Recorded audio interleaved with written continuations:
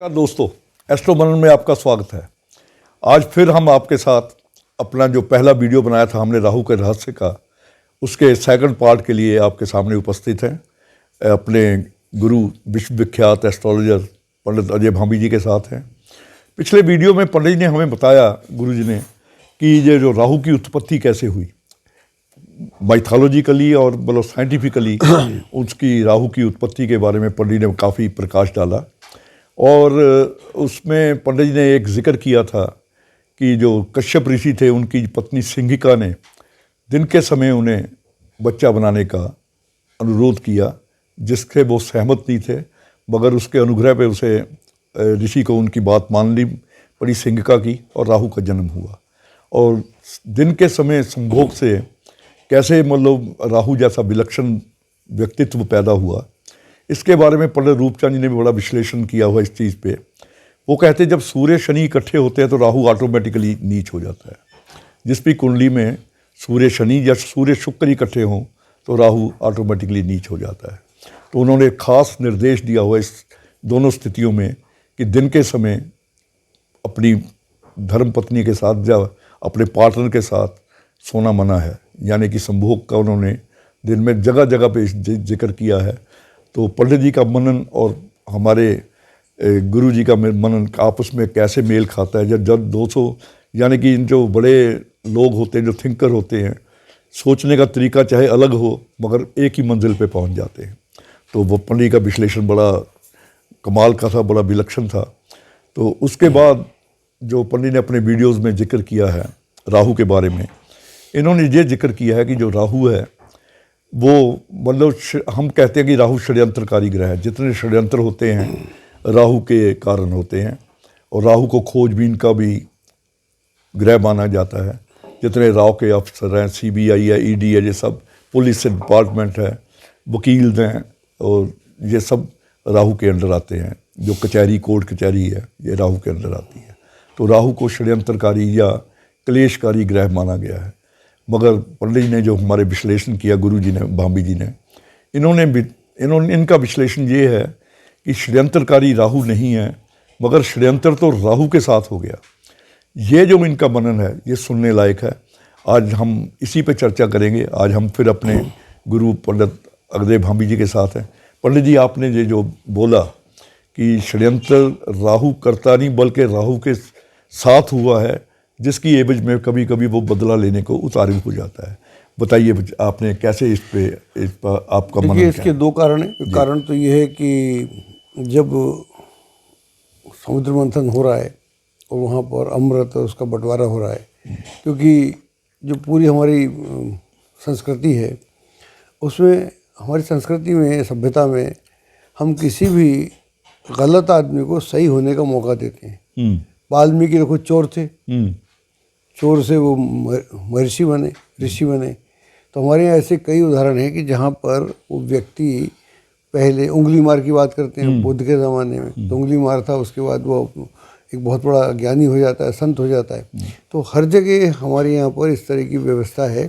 अगर आप गलत हैं, आपके साथ रॉन्ग हुआ है या आप रॉन्ग हैं, राक्षस हैं, आप देवता होना चाहते हैं। बहुत सारे राक्षस में देवता हो गए, और हर राक्षस देवता होने का प्रयास ही करता था।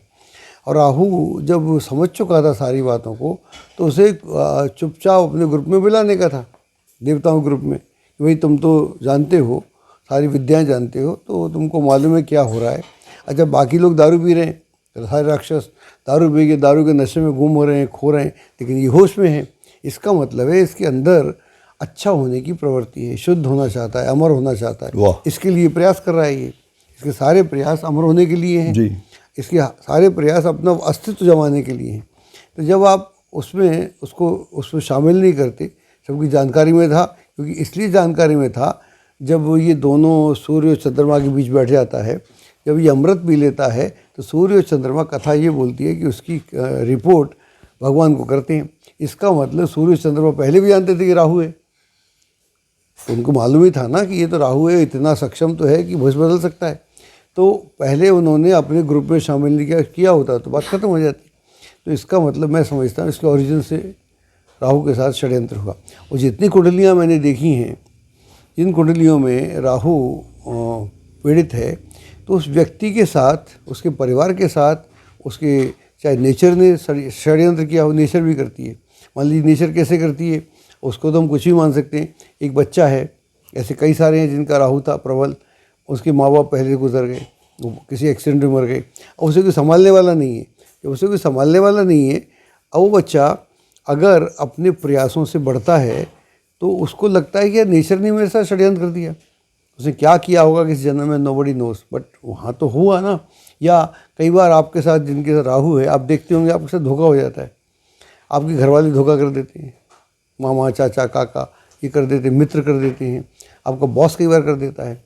बहुत सारी जगह ऐसी है कि जहाँ पर आपके साथ धोखा होता है, तो वो आदमी अपने साथ जो धोखा हुआ है उसका बदला लेता है।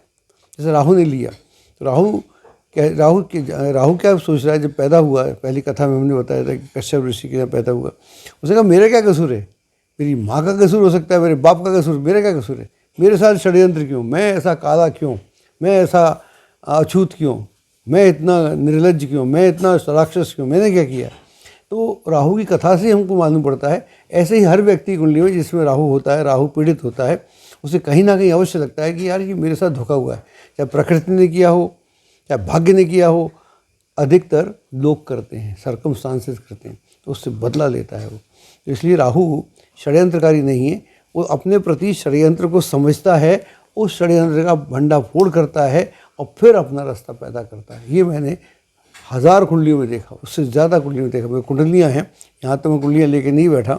अगर आप मेरा प्रोग्राम देखेंगे मेरे यूट्यूब चैनल पे, अजय भांबी चैनल पे, तो वहाँ मैंने कुंडलियों के माध्यम से ये बात दिखाने का प्रयास किया है। इन सब लोगों ने अपनी स्थिति बदलने के लिए क्या क्या नहीं किया। ना उन्हें चोरी की, ना डाका डाला, ना किसी का धन लिया, ना किसी का मर्डर किया, लेकिन अपनी स्थिति को बदला, वो भी अच्छे तरीके से। बदला लेने कई तरीके हैं ना, एक ही तरीका थोड़ी है कि हम जाके किसी की हत्या कर दें। अगर मैं पढ़ा लिखा नहीं हूँ, कोई मेरे को अनपढ़ बोलता है, मैं पढ़ के बड़ा आदमी बन जाता हूँ, तो ये भी तो बदला लेने का तरीका है ना। तो राहु ये तरीका अपनाता है। इसलिए बोलता हूँ कि वो षड्यंत्रकारी नहीं है, अपने प्रति षड्यंत्र का भंडाफोड़ करके अपनी स्थितियों को बेहतर करता है। वेरी गुड, वाह पंडित, ये देखो ये नया विश्लेषण है। तो इसके बारे में पंडित, जैसे पंडित जी कहते हैं एक ही राशि, जैसे मेष राशि है, वृष राशि है, मिथुन राशि, कोई भी राशियाँ हैं, हर एक राशि में राहु के 2 प्रभाव बताए कि एक अच्छा उसी राशि में, उसे उन्होंने नेक प्रभाव और मंदा प्रभाव लिखा है, मंदे हालत और नेक हालत। तो यानी कि एक ही राशि में जो उन्होंने मतलब इसका निचोड़ निकाल दिया कि आधा ठीक है, अगर ऐसे है तो ठीक है, अगर ऐसे है तो खराब है। तो आपने इस चीज़ को नक्षत्रों से पकड़ा जी। एक नक्षत्र में देखिए, मान लीजिए राहु कौन से राशि में खराब होता है, अब बताओ। राहु बोला मीन में खराब होता है। हाँ, मान लो मीन या धनु में, मीन में मान लेते हैं। हाँ, अब धनु मान लीजिए, मीन मान लीजिए। अब मीन राशि में उसे नक्षत्र कौन से मिले? मीन में मिले इसे उत्तर भाद्रपद, पूर्व भाद्रपद और रेवती। गुरु का मिला, शनि का मिला और बुध का मिला। शनि का मिला, बुध का मिला। गुरु के नक्षत्र में हो सकता है वो उतना अच्छा फल ना दे, लेकिन वो नक्षत्र खत्म हो जाएगा 3.20 डिग्री पर। लेकिन वो शनि के नक्षत्र में नुकसान नहीं करेगा। बिल्कुल ठीक, शनि के नक्षत्र नुकसान नहीं करेगा। शनि के नक्षत्र में शनिवत राहु, हाँ, और कुजावत केतु बोलते हैं ना, हाँ बिल्कुल, तो वहाँ नुकसान नहीं करेगा। और वहाँ पर बुध के नक्षत्र में आएगा तो बुध का मित्र है राहु। उन्होंने बोला ना कन्या में मैं हूँ, मैं नहीं जानता लाल के, हाँ बिल्कुल, लेकिन मैं अपना आपकी बात सुन के बोलता हूँ। तो जो मैं सोच रहा हूँ वही वो सोच रहे हैं। बहुत अच्छा। पंडित इसमें उन्होंने उदाहरण दिया है पंडित ने। हाँ, वो कहते हैं शनि के साथ ये शनि का मन का बन जाता है, मणि होती है ना जी, अच्छा, शनि की मणि, वो शनि अंधेरे में उसी मणि के सहारे चलता है। ओके, जैसे नागमणि की बात। हाँ, नागमणि की बात हुई। तो एक तो वो हो गया, और बुध के साथ कहते हैं ये इसकी मित्रता है। बुध के पक्षियों को ये उड़ने की शक्ति देता है, पंख जो देता है, तो उससे बुध ऊंचाइयों पे उड़ता है।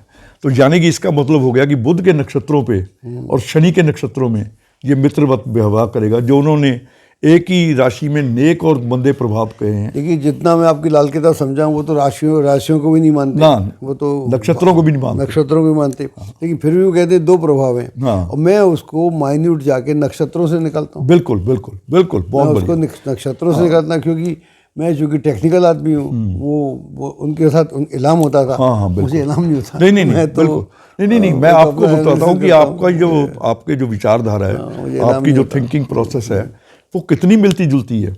यानी कि उन्होंने किसी और प्रकार से सोचा, आपने किसी और प्रकार से मेरे सोचा। फादर बोलते थे एक डायलॉग, तब समझ में नहीं आता था। वो बोलते थे कि इंटेलिजेंट पीपल थिंक अलाइक। हाँ, यस यस यस। तो जो लोग समझदार होते हैं वो एक सही सोचते हैं, एक सही सोच सोचते हैं, को अलग नहीं होता। बिल्कुल ठीक। हालांकि चूंकि मेरे बारे में बातें तो मुझे कहते में बहुत अच्छा नहीं लग रहा, लेकिन सेइंग है कि इंटेलिजेंट पीपल थिंक अलाइक। नहीं, मैं तो आपको बड़ी लाइव उदाहरण दे रहा हूँ ना जी। उन्होंने जो एक राशि में उन्होंने कहा, राशि भूल नक्षत्र भूला, राशि छोड़ नक्षत्र, उन्होंने राशि भी छोड़ दी, नक्षत्र भी। अगर आप गहन अध्ययन करें ना जी, तो जिस राशि में जो नक्षत्र, अगर सूर्य के नक्षत्र पे आ गया उसी में, और उसी में शुक्र के नक्षत्र पे फर्क आ गया, फर्क आ गया जी। तो उन्होंने उस प्रकार ले लिया। आपने अपने उनको और बारीक से और टेक्निकल करना पड़ेगा, टेक्निकल। लेकिन उनका क्या था, उन्होंने इतनी किताब में पूरा कह दिया। बिल्कुल बिल्कुल। उनकी इतनी छोटी किताब है ना, छोटी किताब में उन्होंने सूत्र डाल दिए, फरमान डाल दिए, वटेवर डाल के उन्होंने अपनी बात कह दी। एक तरह से आप यू आर डिकोडिंग, आप डिकोड कर रहे हो। I am decoding the entire universe. Yes. मैं अपनी किताब भी लेके आ रहा हूँ, इसमें यूनिवर्स को डिकोड कर रहा हूँ और ज्योतिष को उससे जोड़ रहा हूँ। ऐसा पंडित, जैसे हमारी लाल किताब में तो चलो राहु को जैसे खराब फल दे रहा है, कुछ उन्होंने उपाय बताए हैं। अगर आपके पास कोई, आपके क्लाइंट्स इतने आते हैं, तो आप उनको अगर पूछें जी मेरा राहु बड़ा ख़राब चल रहा है, तो आप उसे क्या राय देते हैं? देखिए, मेरे पास ऐसे इंस्टेंट उपाय नहीं है, कोई भी ऐसा इंस्टेंट उपाय कोई नहीं। मेरी ज़िंदगी में जो मैं समझा हूँ, मेरी ज़िंदगी में क्या है कि जो बुरा वक्त है उसको समझ लें हम, तो ये बहुत बड़ा उपाय है। जिस उपाय के सहारे से हम अपने को बुरे वक्त को भी समझते हैं। अगर मेरे को बुरा वक्त मालूम पड़ जाए कि मेरा एक साल ख़राब है, मान लीजिए मुझे आज आप बता दें एक साल मेरा ख़राब है, तो मैं उस साल को इतने बढ़िया तरीके से ऑर्गेनाइज करूँगा कि ख़राब वाला पार्ट ख़त्म हो जाएगा, मैं उसको क्रिएशन में लगा दूँ। मान लो मुझे बिजनेस नहीं करना, उस बिजनेस में नुकसान है, तो बिजनेस नहीं करूँगा। अब मुझे और कुछ नहीं करना, तो पढ़ तो सकता हूँ, मैं तो पढ़ सकता हूँ, मैं कुछ और कर सकता हूँ, मैं किसी की सेवा कर सकता हूँ, 50 काम मैं कर सकता हूँ, जिससे कि मैं उस समय को निकालूँ और एक अपनी महत्वाकांक्षी योजना पे काम करूँ। मतलब मैं उसी पर रुकूँ नहीं, इस जो मेरा नेगेटिव समय है उस समय को मैं साध के मैं आगे बढ़ जाऊँ। हमारे पास कई लोग आते हैं, तो जैसे मान लीजिए उनका कोई समय ख़राब है, नई शादी हुई है, अब वो बहुत घर में भी नहीं हो रहा, तो बोलते हैं ऐसा करो बच्चा पैदा कर लो अभी। हम तो 5 साल बाद सोच रहे हैं, अभी कर लीजिए। और हुआ क्या, बच्चा पैदा होगा तो पूरा सब परिवर्तन हो जाता है घर में। पत्नी प्रेग्नेंट होगी, आपको 9 महीने करना पड़ेगा, 1 साल 1.5 साल 2 साल आपके निकले, इसी में आपका पूरा वक्त भी निकल गया। इस तरह से बहुत सारे प्रैक्टिकल उपाय हैं, वेरी गुड, वेरी गुड करके उसको बोलते हैं कि इसी समय को, कल को भी ये काम करना है ना, तो अच्छे समय में करेंगे तो आपको ज़्यादा फर्क पड़ेगा नहीं कुछ, इतना तो आप कमा ही रहे हैं, आप बच्चे का ध्यान रख सकते हैं और अच्छा समय होगा आपके पास, आप ज़्यादा ध्यान देंगे। एक बिजी आदमी अपने बच्चों से मिल ही नहीं पाता। तो जाने की जो आपके उपाय बताते हैं ये ज़्यादा प्रैक्टिकल हैं, ज़्यादा प्रैक्टिकल है और बुद्धि से रिलेटेड है। और दूसरा क्या है, लाल किताब में एक और संकट है आपकी में। अब उन्होंने बोला कि तवा दान कर दो, सिगड़ी दान कर दो। अब कौन ले रहा है तवा? साधु नहीं मिलेगा आपको देने वाला। हाँ, बिल्कुल। साधु नहीं मिले। अच्छा, कुआं कहाँ है? कुआं अब नल कहाँ है ना, हैंडपम्प है नल।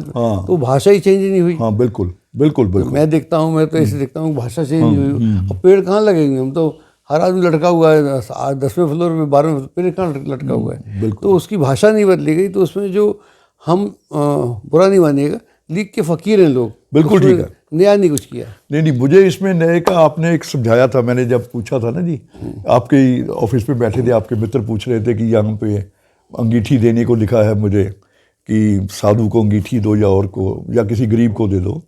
तो मैंने कहा ये, वो कहता अंगीठी अवेलेबल नहीं है। तो मैंने कहा किताब में तो अंगीठी लिखा। आपने कहा इसे गैस चूल्हा क्यों नहीं देते, इसको मॉडर्नाइज करो ना जी। और गैस चूल्हा अगला आराम से ले भी लेगा, घर घर में गैस है। हाँ, तो उसको कुछ करना पड़ेगा ना, उसका बिल्कुल ठीक है। अब इसको इन उपायों को थोड़ा सा मॉडर्नाइज करना पड़ेगा, जिससे ताकि ये हमारे ज्योतिष में ये प्रॉब्लम है। हम जिसको राजयोग बोलते हैं, आदमी समझता है मैं राजा हो जाऊंगा, और राजयोग तो ऐसा होता नहीं। अच्छा, उस समय हो ही जाता था। एक गांव में मान लीजिए एक धन्ना सेठ है, वो तो राजा ही हो गया। अब हमारे इस मोहल्ले में पता नहीं कितने धन्ना सेठ। बिल्कुल बिल्कुल बिल्कुल, छोड़ हमको सभी बिल्कुल ठीक है जी। ये तो आजकल तो हर एक आदमी सेठ हो गया जी। जिसके पास घर का मकान है वही करोड़पति है। आई नो, पहले तो ढूंढने से मिलता था लखपति कौन है। I know. तो वाकई ज्योतिष को जो अपने समय के साथ बदलना चाहिए और सब ज्योतिषियों को भी प्रयास करना चाहिए कि जो जो उपाय है या जो आप इसको पढ़ते हो उसे मॉडर्न तरीके से उसको थोड़ा सा मॉडर्नाइज करो, तो उसको मतलब और उसकी सिंप्लीफिकेशन होनी चाहिए कि जो उपाय हैं उसकी जटिलता ना होके बड़ी सरलता से। पंडित ने ना एक ग्रह की अगर 10 चीज़ें बताई हैं तो उन्होंने एक चीज़ लिख दी कि ये का दान करो। अगर वो अवेलेबल नहीं है तो जैसे कि पंडित कहते हैं कि सिक्का दान करो राहु का, सिक्का नहीं तो मूली भी राहु की है, सरसों भी राहु की है, जौ भी, आप अपनी अवेलेबिलिटी के हिसाब से कर जाते हैं। तो जो पंडित जी का ये कथन बिल्कुल ठीक है कि लकीर के फ़कीर बिल्कुल नहीं होना चाहिए और इसको थोड़ा सा मॉडर्न तरीके से देखना चाहिए। इसमें अशोक जी एक और मेरा मत है, जैसे पंडित जी कम से कम उनको कितने साल हो गए, 100 साल हो गए। हाँ जी, 82 में डेथ हुई थी तो वो किताब 52 में लिखी थी, 100 साल 70 साल पहले तो किताब लिखी 70 साल पहले किताब लिखी, तभी की बात है जी। तो तब जो था ना, एक आदमी बड़ा सीधा सच्चा आदमी था, बिल्कुल। खेती करता था, बहुत सारे गाँव में बिजली नहीं थी, पानी तो था ही नहीं, तो बड़ा सीधा सा आदमी था, खेती में डिपेंड था, थोड़े बहुत उसके काम थे, इधर उधर के व्यापार बड़े कम थे, विदेश बहुत कम लोग जाते थे। तो वहाँ पर एक आदमी की आस्था बहुत ज़्यादा थी। आस्था जो उसका मूली दान कर दो, और उसको मूली दान करने में मूली खेत से लानी पड़ेगी, खेत में जाएगा, अपने खेत में उगानी, दूसरे खेत से आके उसको हाथ जोड़ेगा, आदमी पैसे दूसरे खेत वाला पैसे नहीं लेगा, 2 मूली के क्या पैसे लेगा, तो वो मूली लाएगा, करेगा। ये जो प्रयास है ना, ये भी तो आपके साथ जुड़ जाते हैं ना, आपका अपना भाग्य बदल रहे हो। बिल्कुल। भाग्य में अब आप बोले मूली ला दो, और मूली तो नौकर से मंगा लेगा, लिया मूली, जाके दान कर देगा, मूली का क्या फायदा हुआ। बिल्कुल ठीक। तो मूली में आपकी आत्मा कहाँ गई? आत्मा तो ये गई नहीं। सिक्का लेके आओ, सिक्का कहाँ से मिलता था मालूम है? कहाँ से जाना पड़ता था, शहर जाना पड़ता बिल्कुल था। बिल्कुल जी बिल्कुल। आपका जो कौन सा सिक्का होता है, रांगा लेड, रांगा लेड का सिक्का, गांव का आदमी शहर जाता होगा तब लाता होगा, उसकी 4 दिन इसी पर में निकल गए, सिक्का कहाँ मिलेगा, 10 आदमी पूछ रहे हैं। अब सिक्का वो ऑर्डर करेगा, ऑनलाइन सिक्का आ जाएगा। क्या आस्था है उसकी, क्यों उपाय काम करेगा? नहीं करेगा, किसी उपाय काम नहीं करता। बिल्कुल पंडित, जैसे वैष्णो देवी आप हेलीकॉप्टर से गए या पैदल गए, दोनों में फर्क है, सब बड़ा फर्क है। बिल्कुल ठीक है। आप 40 साल पहले जब जाते थे वैष्णो देवी तो आपको मालूम पड़ता था आप गए, बिल्कुल, आपकी यात्रा हुई है। हाँ हाँ। अब तो पता ही नहीं लगता। तो मतलब कहने का ये नहीं, दोनों जगह आस्था है, लेकिन वो आस्था पहले जम जाती थी, अब हमारी जमती नहीं है उस तरह से। ये भी है, ये हमारे ज्योतिष में भी प्रॉब्लम है। हमारे ज्योतिष में भी जो सूत्र लिखे हुए हैं, हमारे लोग क्या करते हैं, बड़े बड़े विद्वान संस्कृत बोलते हैं, और उसके बाद उसी श्लोक को 25 तरह से इंटरप्रेट करते हैं। कोई नया तो लिखता नहीं। बिल्कुल बिल्कुल। नया लिखे, बल ना लिखो श्लोक, कम से कम कुछ तो लिखो, कुछ तो बोलो। ऐसा होता नहीं, उसी को हम सिद्ध कर रहे हैं कि ऐसा ऐसा ऐसा बोला। क्योंकि वो बहुत सारी चीज़ें, जैसे विवाह का सिस्टम है, विवाह आजकल विवाह टूटते जा रहा है, बनते कम है। हम उसी को लेके चल रहे हैं कि साहब हमारे जो अष्टकूट हैं उस मिल जाएंगे तो विवाह हो जाएगा। उससे विवाह चलते ही नहीं। विदेशों में तो बिल्कुल नहीं चलता, इंडिया में नहीं चलता। तो क्या उसको हम बदलेंगे नहीं? तो हमको शास्त्र बदलना पड़ेगा समय के साथ। तो हम नहीं बदल रहे, ये हमारी मुश्किल है, और मैं इसी को बदल रहा हूँ, ये करता हूँ मैं। वेरी गुड पंडित, आपसे बड़ी मोटिवेशन मिली। मैं भी अब इस पर थोड़ा सा ध्यान दूंगा कि शास्त्र को बदलने की हिम्मत तो मेरी नहीं, कि यानी कि जो उपायों की जो है उनको मॉडर्नाइज करने की हम कोशिश करेंगे, ताकि जो दर्शक हैं, जो हमारे क्लाइंट्स हैं, उनको लाभ भी मिले और उनको जो मुशक्क़त है वो भी कम करनी पड़े, या सुविधा अनुसार उनको वो काम करें। बाकी आज आपसे इतनी आपने दिल की बातें की, इतना समय दिया, हम आपके बहुत आभारी हैं। आपके इतने व्यस्त टाइम से आपने हमें इतना समय देना हमारे लिए ये बहुत बड़ी बात है। आपका बहुत बहुत धन्यवाद। अगर आज्ञा देंगे तो फिर कभी आपके दर्शन करेंगे। आप चाहे जब आइए, आपका स्वागत है। बहुत बहुत धन्यवाद। धन्यवाद दर्शकों।